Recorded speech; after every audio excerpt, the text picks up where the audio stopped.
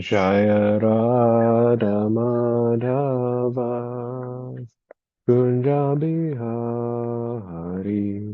Jaya Radha Madhava Kunja Bihari Jaya Gopi Jana Vallabha Girivardhari Jaya Gopi Jana Vallabha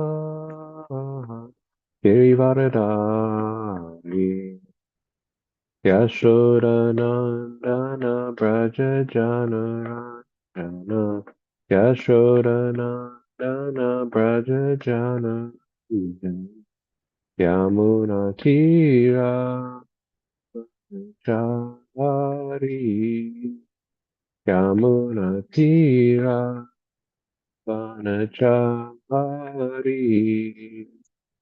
Jaya Radha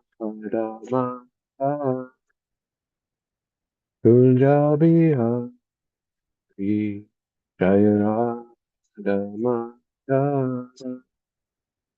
Kunjabi Hari Jaya Gopi Jana Vala Girivardhari Jaya Gopi Jana Vala Girivardhari Yashodhana Raja Jana Ranjan Yashodhana Raja Jana Ranjan Yamuna Tira Vanachari Yamuna Tira Vanachari Jaya Radha Madhava Kunjabi Hari Jaya Radha Madhava Kunjabi Hari Jaya Gopi Jana Vallabha Girivardhari Jaya Gopi Jana Vallabha Girivardhari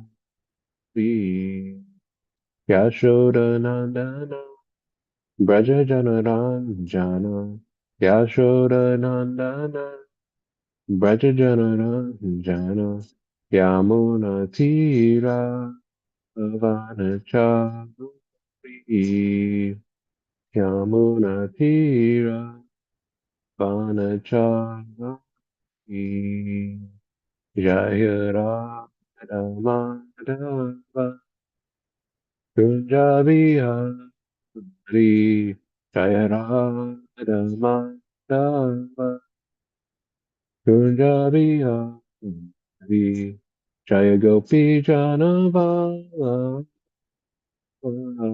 Girivardhari Jaya Gopi Jana Vala Girivardhari Yashodanandana Brajajanaranja Yashodananda Brajajanaranja Yamuna Tira Avanachari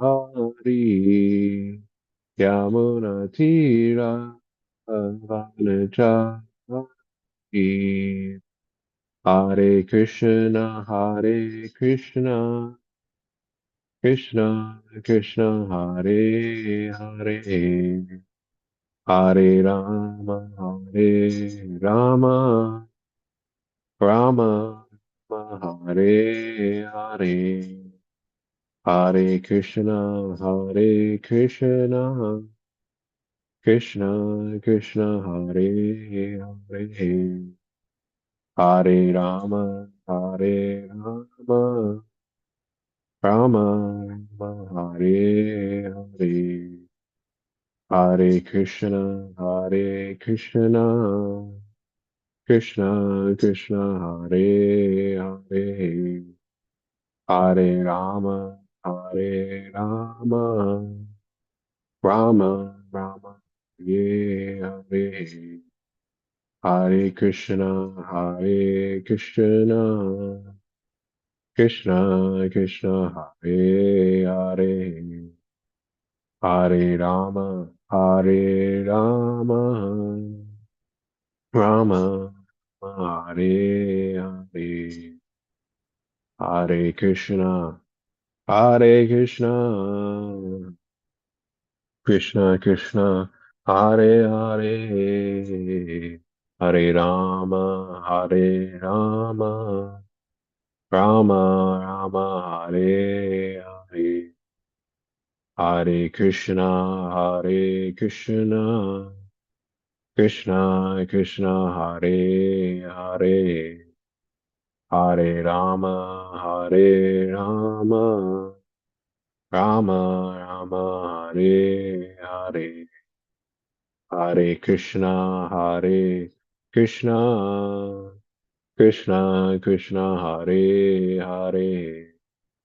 Hare Rama, Hare Rama, Rama Rama, Hare Hare, Hare Krishna, Hare Krishna, Krishna Krishna, Hare Hare, Hare Rama, Hare Rama, Rama Rama, Hare Hare, Hare Krishna, Hare Krishna, Krishna Krishna, Hare Hare, Hare Rama, Hare Rama, Rama Rama, Hare Hare, Hare Krishna, Hare Krishna, Krishna Krishna, Hare Hare, Hare Rama, Hare Rama, Rama Rama, Hare Hare,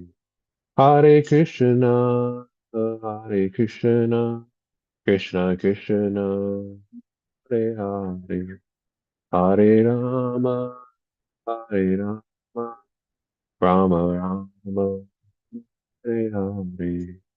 Jaya Jaya Prabhupada, Prabhupada, Prabhupada, Jaya Jaya Prabhupada, Jaya Jaya Prabhupada, Prabhupada, Prabhupada, Jaya Jaya Prabhupada. Jam Vishnupada, Brahmsa Pravijapacharya, Ashata Shri Srimad, His Divine Grace A.C. Bhaktivedanta Swami Maharaj Prabhupada Ki Jai, ISKCON Founder Acharya Srila Prabhupada Ki Jai, Jam Vishnupada, Brahmsa Pravijapacharya, Ashota Shri Srimad, Bhaktisiddhanta Saraswati Goswami Maharaj Prabhupada Ki Jai, Grantarashima Bhagavatam Ki Jai, Nitai Gaur Pramanande Haribol. Om Namo Bhagavate Vasudevaya. Om Namo Bhagavate Vasudevaya. Om Namo Bhagavate Vasudevaya. Reading from Srimad Bhagavatam, Canto 5, Chapter 18, The Residents of Jamvudweep Offer Prayers. Texts 1 and 2. Prabhu, could you begin with the chapter summary? Yeah, sure. Thank you. Yeah. So I'll read the chapter summary and then do the Sanskrit word for word, etc. Yeah. In this chapter, Shukadev Goswami describes the different varshas of Jamvudweep and the incarnation of the Supreme Lord worshipped in each. The predominating ruler of Vajrashtra Varsha is Vajrashtrava. He and his many servants always worship the incarnation, known as Lord Hayagriva. At the end of each kalpa, when the demon Agyana steals the Vedic knowledge, Lord Hayagriva appears and preserves it. Then he delivers it to Lord Brahma. In the land known as Harivarsha, the exalted devotee Prahlad Maharaj worships Lord Nrsimhadev. The appearance of Lord Nrsimhadev is described in the 7th canto of Srimad Bhagavatam. Following in the footsteps of Prahlad Maharaj, the inhabitants of Harivarsha always worship Lord Nrsimhadev to receive from him the benediction of being engaged in his loving service. In the tract of land known as Ketumala Varsha, the Supreme Personality of Godhead, Lord Hirshikesha, appears in the form of Cupid. The goddess of fortune and the demigods living there engage in his service day and night. Manifesting himself in 16 parts, Lord Hirshikesha is the source of all encouragement, strength, and influence.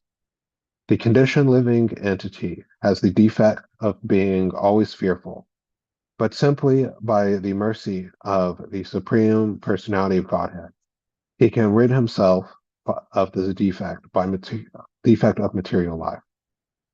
Therefore, the Lord alone can be addressed as Master.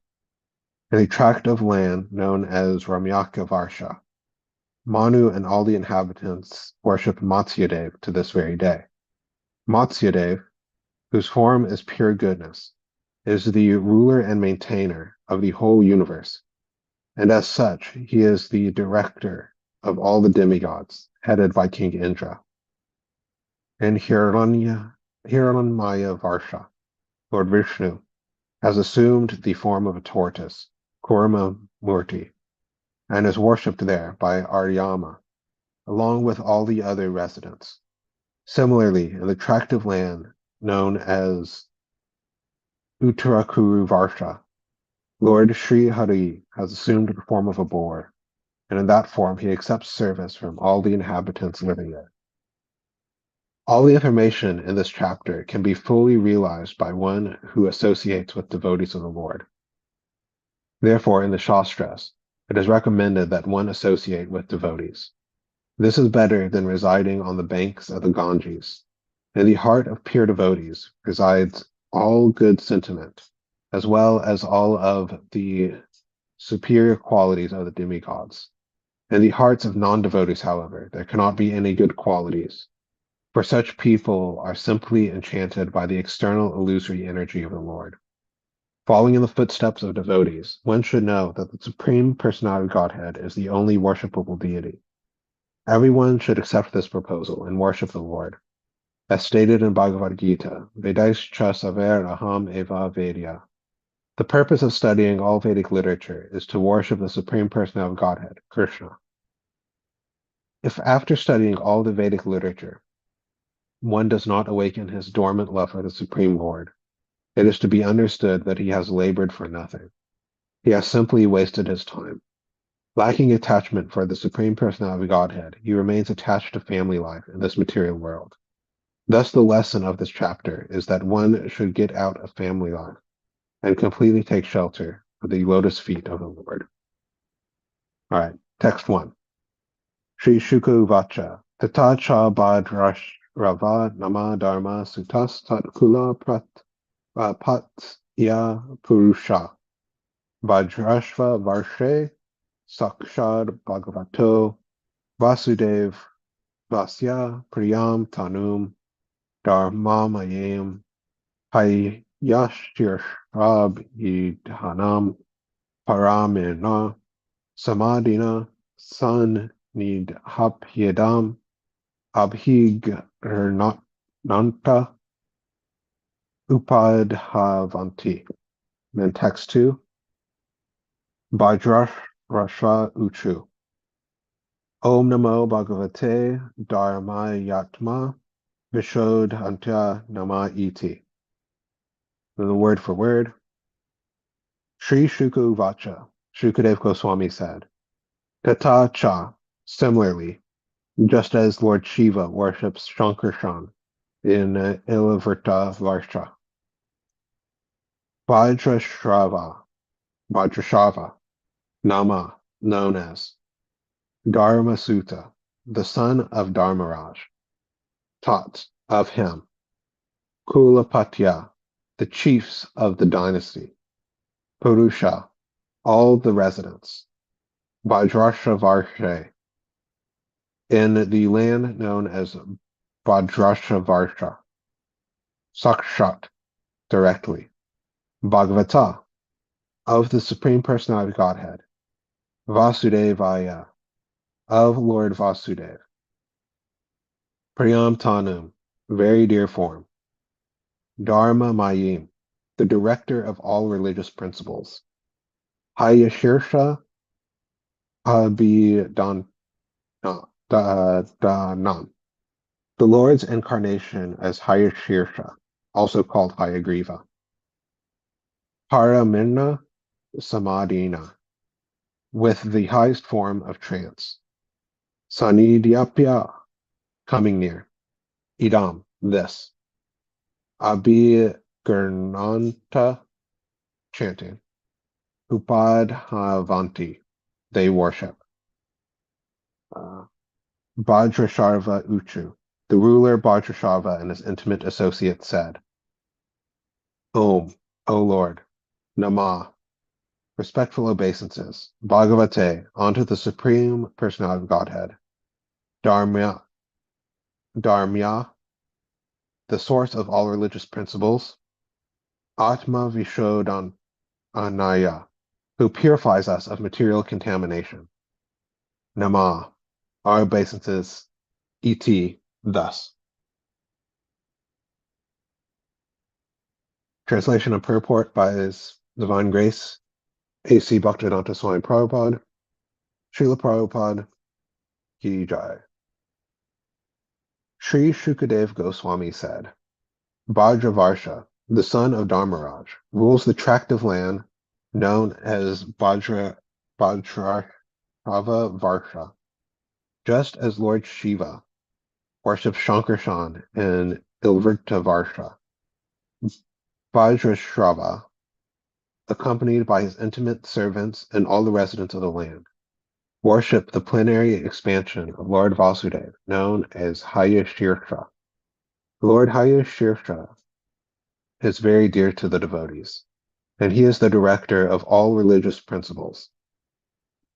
Fixed in the topmost trance, Vajrashrava and his associates offer their respectful obeisances to the Lord and chant the following prayers with careful pronunciation. The ruler Vajrasharva and his intimate associates utter the following prayer. We offer our respectful obeisances unto the Supreme Personality of Godhead, the reservoir of all religious principles, who cleanses the heart of the conditioned soul in this material world. Again and again we offer our respectful obeisances unto him. Purport. Foolish materialistic persons do not know how they are being controlled and punished at every step by the laws of nature. They think they are very happy in the conditioned state of life, not knowing the purpose of repeated birth, death, old age, and disease. Therefore, in Bhagavad Gita, Lord Krishna describes such materialistic persons as mudhas, rascals. Namam dushkritino mudha prapadyante niradama.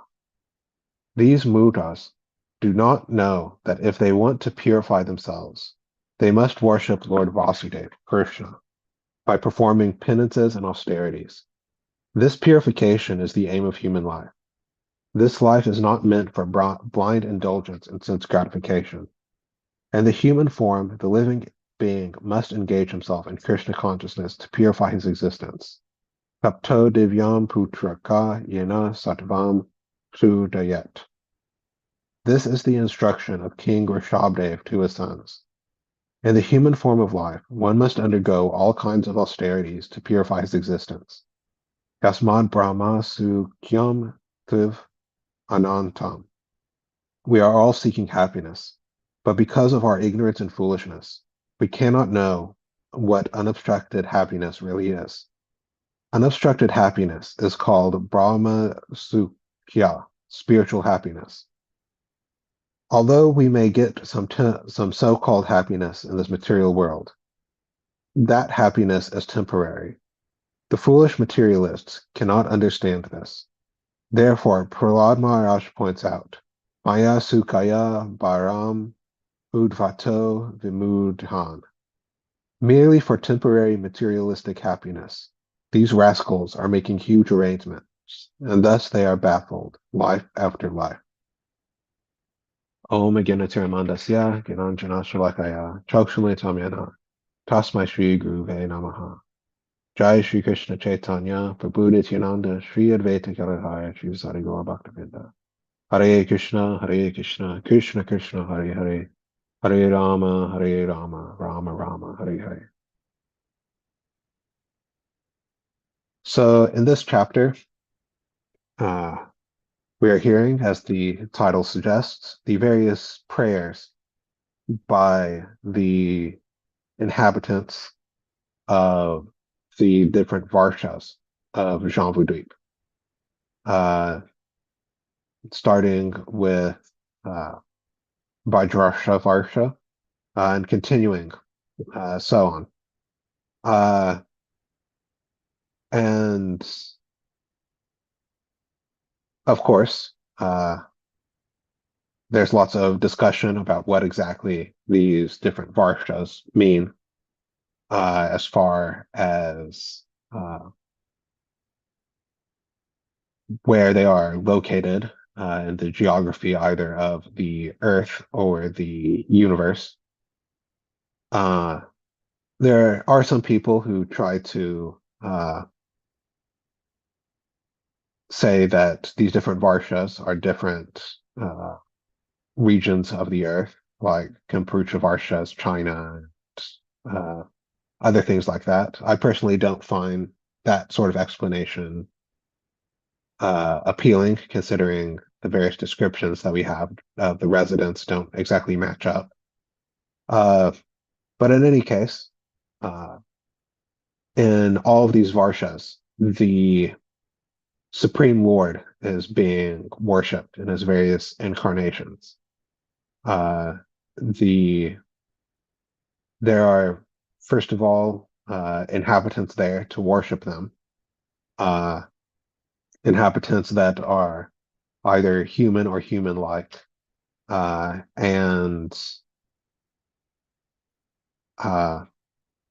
they have religious principles that come from the Supreme Personality of Godhead, who is referenced in one of these verses as the reservoir of all religious principles. And this is very different than the modern materialistic viewpoint of life, of very many things, actually. One, of course, is life on other planets or different regions of the universe, if you interpret the Varshas that way. Because under the physicalist or materialistic viewpoint, there is no designer. If there is a designer, then it makes sense that you would see certain motifs repeated in various places. Just like those who are well versed in art history can look at a painting and say, oh, that looks like it's a, I don't know, Monet or Van Gogh or something, because they recognize that artist has a particular style. And likewise, if there's a designer, we shouldn't be surprised to find humans or human-like species on or in various regions of the universe, even beyond our own experience. But as I mentioned, from the materialistic viewpoint, one would expect aliens, one could say, which has been in the news a lot recently, to be very strange looking. I keep seeing videos about some squid craft or something. And people think, oh, that's what beings in other parts of the universe would look like, very foreign to our own experience. But actually, we are given in Shastra actual detailed information of all of the different regions of the universe, and the types of people that live there, their society, their activities, um, etc. And likewise, the materialist will not accept that in all of these different places, the same Supreme Personality of Godhead is being worshipped. Of course, in various forms, but it's the same personality. Because according to the materialist conception, religion, the various religious faiths, came into being at some point in history, based on the historical and environmental pressures that were being uh, put onto the population that came up with them at the time. So those people in one part of the world came up with some religious aspects or some religious uh, principles, and according to the materialistic viewpoint, those in a different part of the world had different societal pressures, and as such, they came up with a different set of religious principles. And if there are beings in other parts of the universe, then according to that viewpoint, they might have religion because they might have uh, the same predispositions as us. But on the materialistic viewpoint, one would not expect the religions to look anything like ours. But we are told here that actually it is. The process of devotional service is found everywhere. And the Supreme Lord is found everywhere in all of the different varshas. And actually, we'll read later all of the different dweepas and all of the different planets as well. Everywhere there is actual establishment of religious principles by the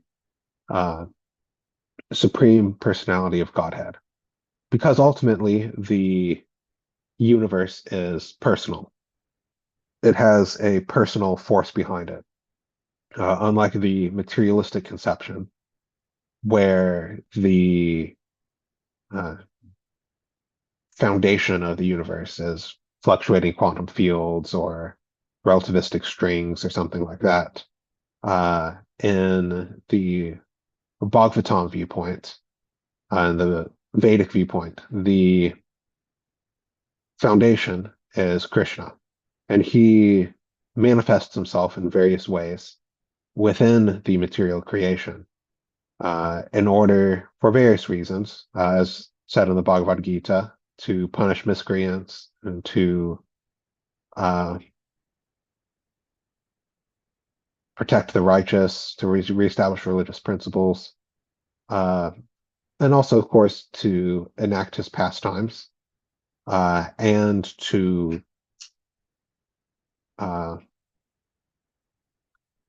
attract the various living entities who are conditioned in material life to his service. And because the universe is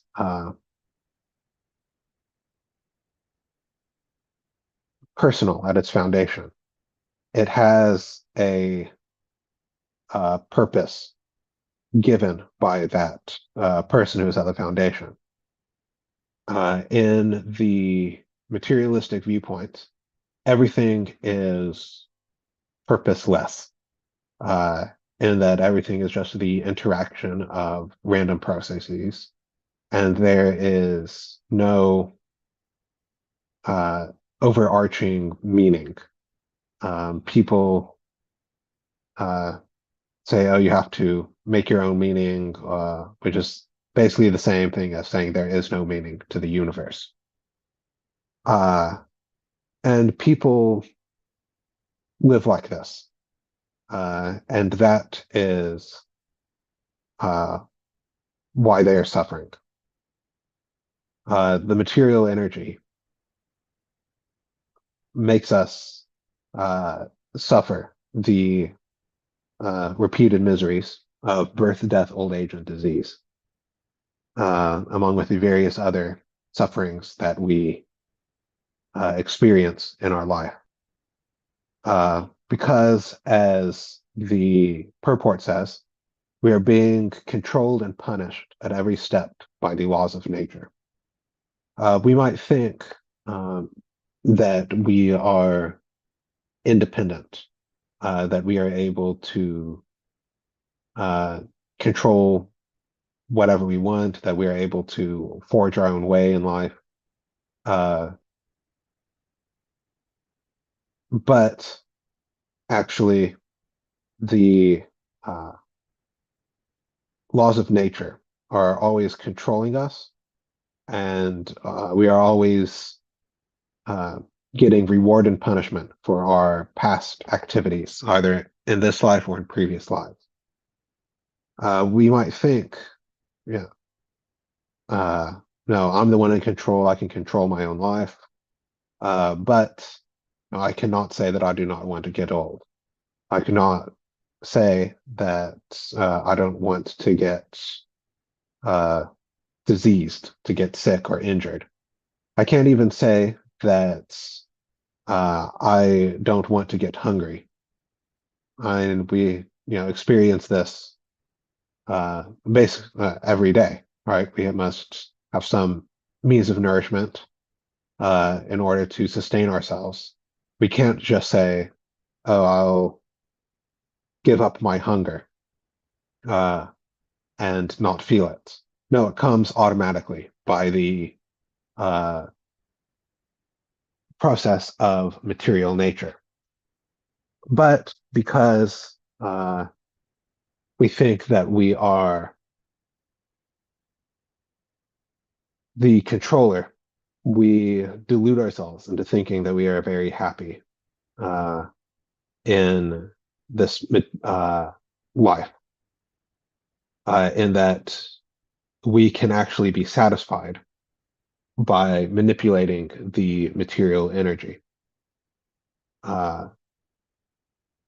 Because everybody is searching after happiness one way or the other. But because of a lack of transcendental knowledge, we try to manipulate the various material energies, which are combinations of the modes of nature, to in order to try to satisfy ourselves. And the various conceptions of happiness that we find in this world are found in the modes of nature. Some people's conception of happiness might be just getting intoxicated, blackout drunk or something. Others might be to be very productive and earn lots of money. And some might just be to live a peaceful life. In the modes of, so in the modes of goodness, of ignorance, passion, and goodness, we find various means of trying to be happy. But this happiness is not very potent, or not very, there's not a lot of it. One can say that there is some happiness in the material world, but there's practically nothing. In that, is compared to like a drop of water in the desert. If one is traveling through the desert One very much needs some water. But if there's only a single drop of water, if I bring out 1 teaspoonful of water, what use is that? One can't say that it's not water, because it is, but it can't really do the activities of water, which is quenching thirst and sustaining our lives. Likewise, there might be some happiness in the material world, but it cannot uh, perform its actual purpose, which is to satisfy the Atma, the spirit soul. The only way to uh, feel that actual satisfaction and happiness is by devotional service to Lord Krishna.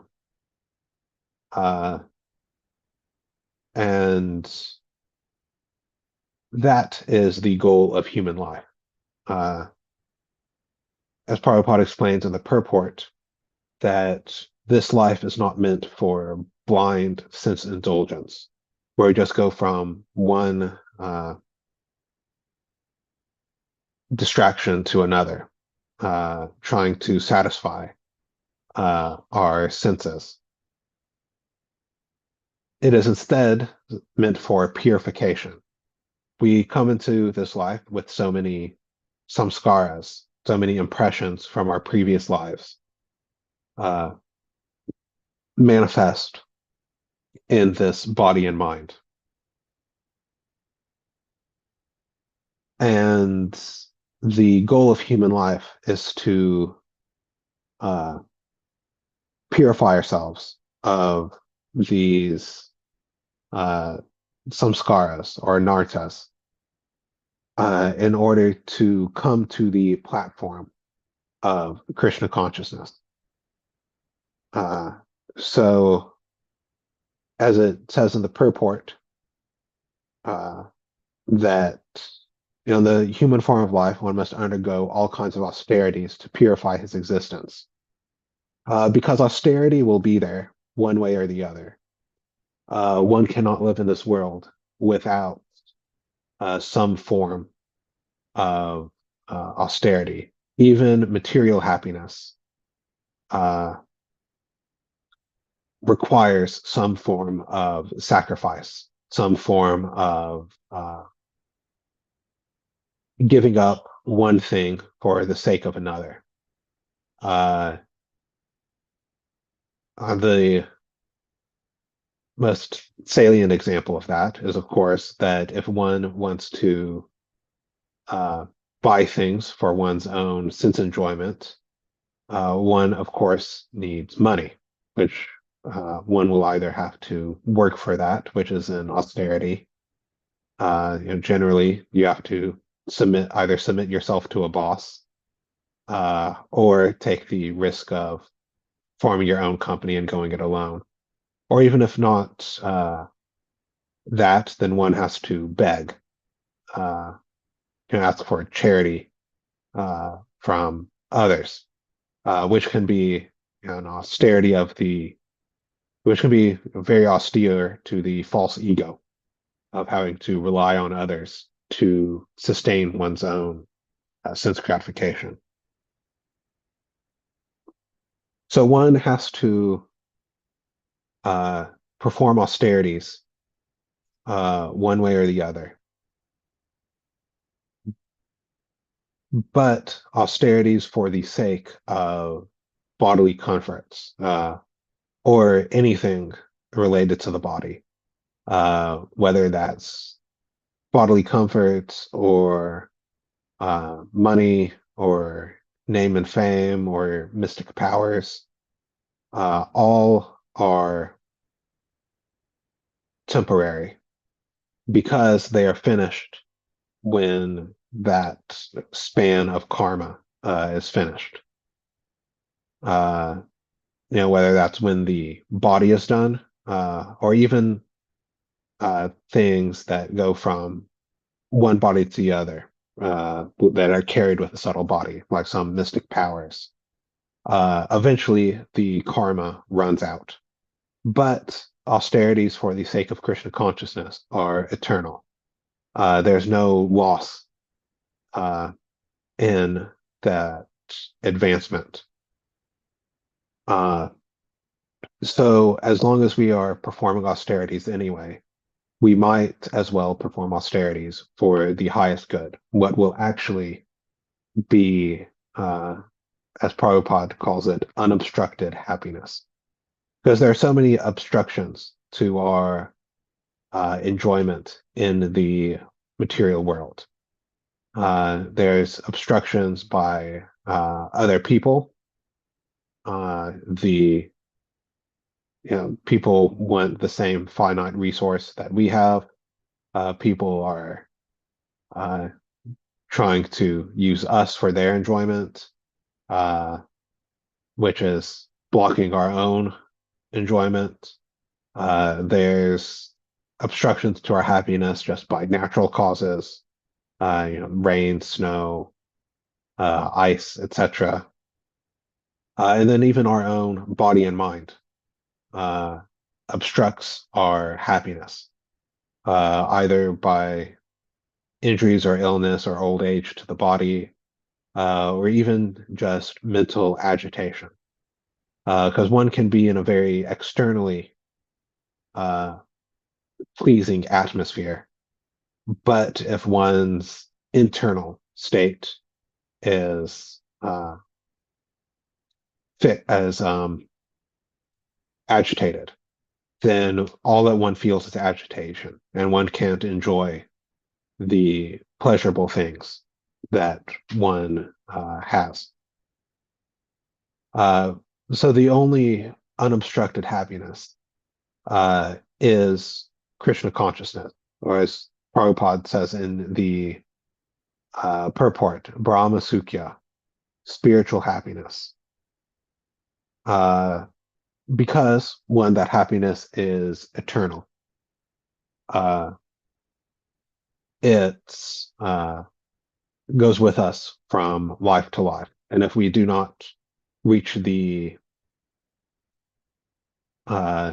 perfected stage of Krishna consciousness in this life, we continue in our next life from where we left off. And actually, the reason this happiness is unobstructed is because it is a state of consciousness, of thinking of Krishna. Because externally, there might be various pains and unfortunate situations, and all in all, things that might seem to be obstructions. But because the consciousness is fixed on Krishna, there's actually no suffering. Because actually, there's a difference between pain and suffering. If I get, cut or pricked on my hand, then yes, there's the physiological aspect of pain. But if I, dwell on it, it's like, I'm so stupid, I cut myself, and I just focus on how bad it is feeling, etc. Then, because of the consciousness is absorbed in that, they're suffering. While on the other hand, there can be physical pains, but because the consciousness is absorbed in Krishna, there is no suffering per se, because there's spiritual happiness pervading one's life. The A prototypical example of this, of course, for members of the Hare Krishna movement is Srila Prabhupada.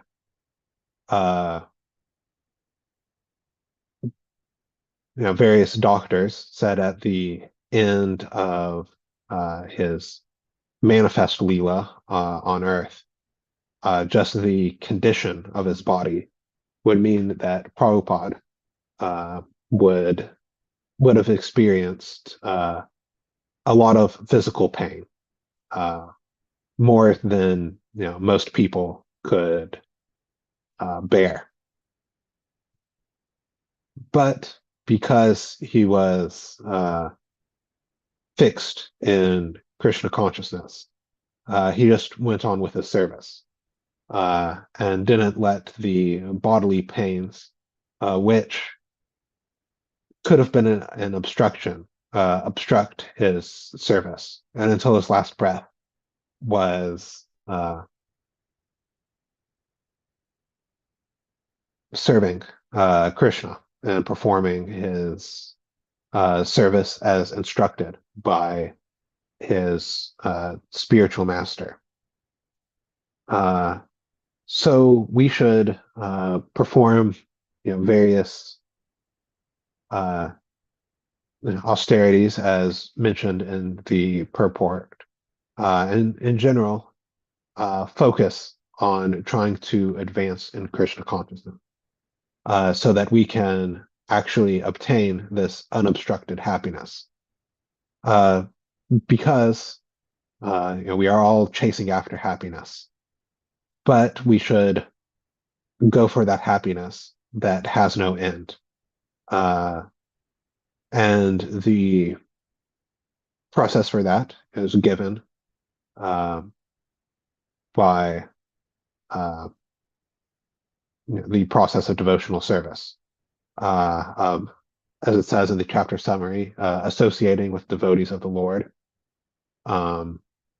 which, as it points out, is better than residing on the bank of the Ganges. So we should associate with devotees, perform devotional service, chant Hare Krishna, read Srila Prabhupada's books, and become happy in a way that no material circumstance can obstruct our happiness. So I will end there. If there are any comments or questions or additions or subtractions,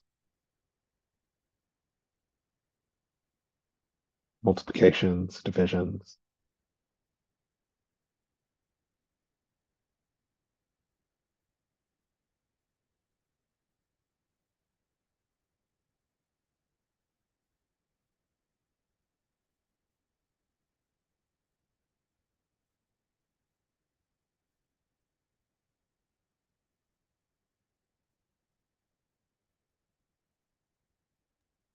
Well, Prabhu, I'd like to thank you for a nice class.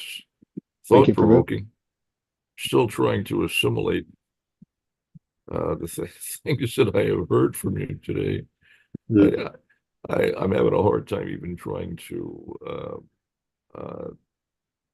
formulate words to express what I think I understood. Part of it is that I had a really bad night. I haven't had adequate rest, but Mm. I was appreciating your some of your observations and understanding, and thinking about the perception of Krishna's fingerprints all over the Mm. material creation. The fact that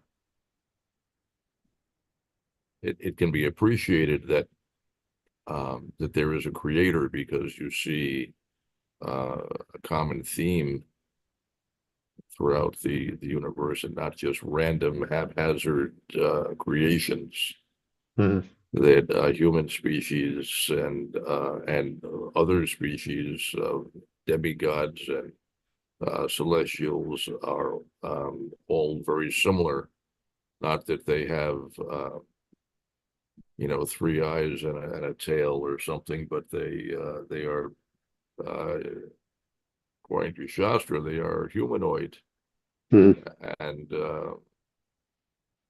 there are depictions of them in sculpture and painting because historically they have actually been seen by uh, at least some individuals, and Hmm. we have recorded reports of the appearance of these personalities. Not that someone just imagines that this or that personality looks like this or that, but Yeah. um, it's interesting thought. Um, yeah, science people in general have some idea that aliens are going to be extraordinarily strange, something very unlike what we are accustomed to, Mm. having evolved, I suppose, under completely different circumstances and randomly at that. But that's just not the case.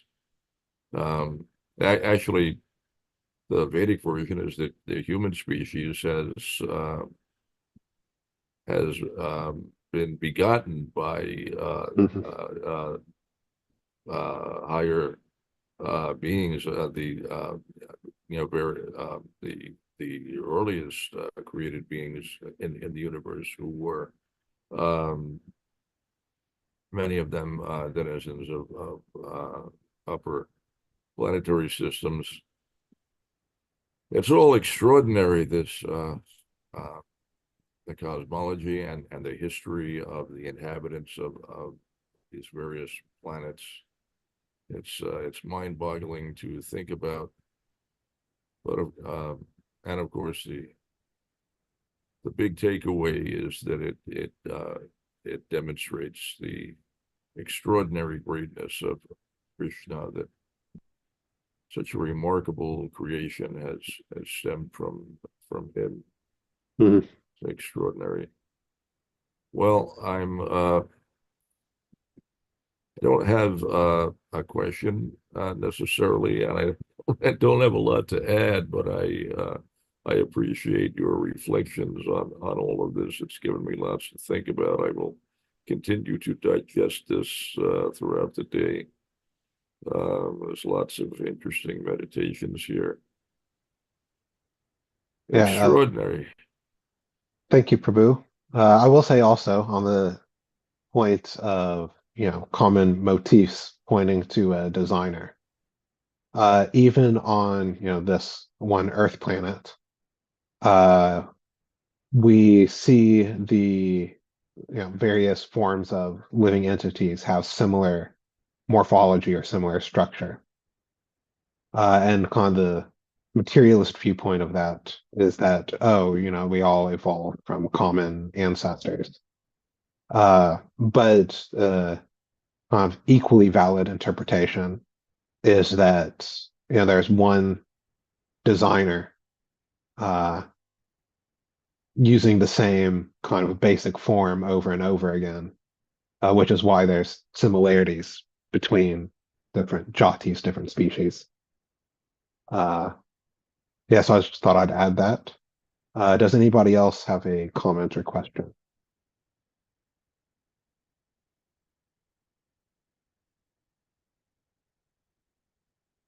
Okay.